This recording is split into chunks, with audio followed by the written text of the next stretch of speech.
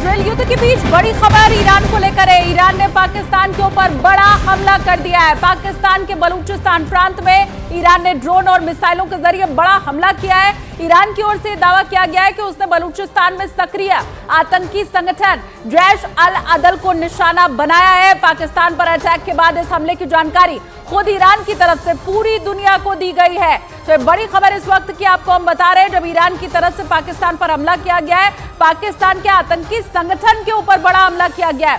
पाकिस्तान के बलूचिस्तान में यह आतंकी संगठन सक्रिय था और बताया यही जा रहा है कि बॉर्डर के रास्ते से इसके पहले ईरान के ऊपर हमला भी किया गया था आतंकी संगठन जैश अल अदल की तरफ से।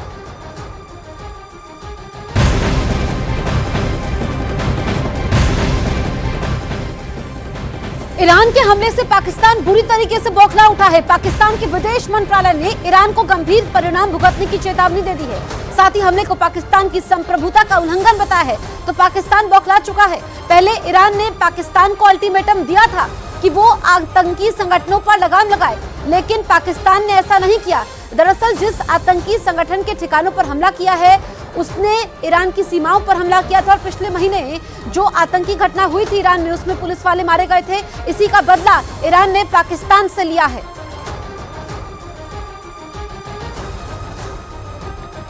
और पाकिस्तान के साथ ईरान के रिश्ते कभी भी सामान्य नहीं रहे थे, लेकिन यहाँ पर यह समझना जरूरी है कि अचानक आखिर ईरान ने पाकिस्तान के ऊपर हमला क्यों किया, हमले की इनसाइड स्टोरी क्या है, इसके पीछे की वजह क्या है, वो सब आपको बताते हैं। देखिए, असल में पिछले साल दिसंबर के महीने में ईरान से सरहदी इलाकों में पाकिस्तान में सक्रिय आतंकी संगठन ने एक बड़े हमले को अंजाम दिया था। इसमें ईरान की बॉर्डर पुलिस को निशाना बनाया गया था और इसी हमले को लेकर पाकिस्तान में सक्रिय आतंकी संगठन जैश अल अदल ने हमले की जिम्मेदारी ली थी। मतलब हमला किया भी और फिर उसकी जिम्मेदारी भी ली। और इसी हमले में आतंकी संगठन ने ईरान की सीमा के अंदर बमबारी और किडनैपिंग की घटनाओं को अंजाम दिया था और तब से ही ईरान इस फिराक में था कि कैसे पाकिस्तान को मजा चखाया जाए। देखिए, पाकिस्तान में सक्रिय आतंकी संगठन जैश अल अदल खासतौर से बलूचिस्तान के पहाड़ी इलाकों में बहुत एक्टिव है और ये पाकिस्तान का सुन्नी आतंकी संगठन है, जो कि ईरान से दुश्मनी की सबसे बड़ी वजह है।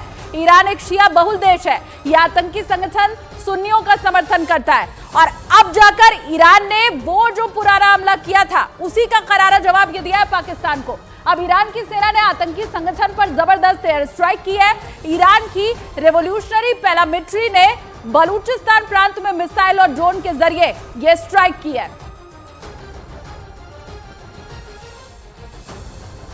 और इजरायल युद्ध के बीच ईरान बेहद एक्टिव हो चुका है। एक दिन पहले ईरान ने ऐलान किया कि उसने इराक में मौजूद इजरायल की खुफिया एजेंसी मोसाद के हेडक्वार्टर पर हमले को अंजाम दिया। इसके साथ ही ईरान ने सीरिया में आईएस यानी इस्लामिक स्टेट के ठिकानों पर भी हमले का दावा किया और अब ईरान ने पाकिस्तान पर बड़े हमले को अंजाम दिया है। ये तीनों घटनाओं एक बड़े संकेत दे रही है, खतरे का संकेत दे रही है, क्योंकि मध्य एशिया में पहले से ही इजरायल युद्ध की वजह से तनाव गहराया हुआ है।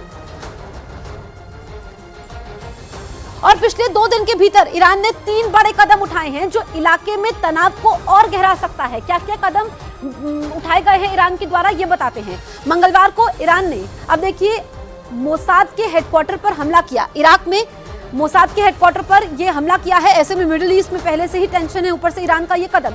ईरान ने सीरिया में आईएस के ठिकानों पर मिसाइल अटैक का दावा भी किया है। तो ईरान ने अभी तक क्या क्या किया है ये हम आपको बता रहे हैं। मंगलवार रात पाकिस्तान के बलूचिस्तान में ईरान ने एयर स्ट्राइक की है और ये कहा है कि पाकिस्तान को अल्टीमेटम दिया गया था। बाकायदा ईरान की तरफ से ही ये जानकारी दी गई है, लेकिन जिस तरीके से ये ईरान ने ट्रिपल अटैक किया है, इससे टेंशन बढ़ चुकी है। न्यूज़ 18 इंडिया संवाददाता संदीप बोल फोन लाइन पर मौजूद है। संदीप, सबसे बड़ी बात यह है कि पाकिस्तान पर एयर स्ट्राइक की है ईरान ने। पहले अल्टीमेटम दिया था पाकिस्तान को, लेकिन नहीं माना पाकिस्तान।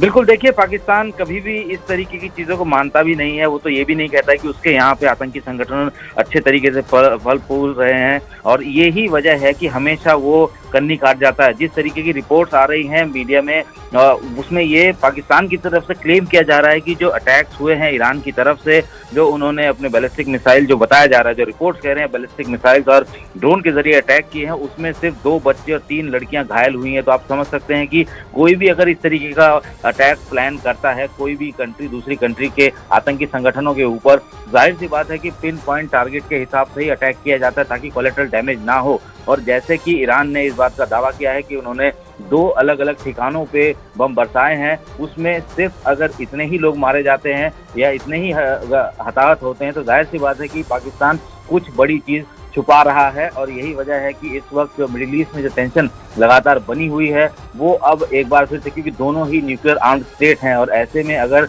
ये एस्केलेशन होता है या क्योंकि पाकिस्तान का एक बड़ा हिस्सा जो है वो ईरान से लगता है और जो हिस्सा ईरान से लगता है पाकिस्तान का वो पूरा का पूरा बलूचिस्तान है, तो ऐसे में यहाँ पे अगर बलूच विद्रोही या जो आतंकी संगठन है वो इस तरीके की एक्टिविटीज करते हैं तो पाकिस्तान भी उसको सपोर्ट खुलेआम नहीं कर सकता। लिहाजा इस तरीके से एक विक्टिम प्ले पाकिस्तान कर रहा है। जी, विक्टिम प्ले किया जा रहा है पाकिस्तान की तरफ से, लेकिन पूरी दुनिया को ये पता है संदीप कि कैसे पाकिस्तान हमेशा ही आतंकवाद को बढ़ावा देता रहा है और अब ईरान की तरफ से ये एयर स्ट्राइक पाकिस्तान के आतंकी संगठन पर।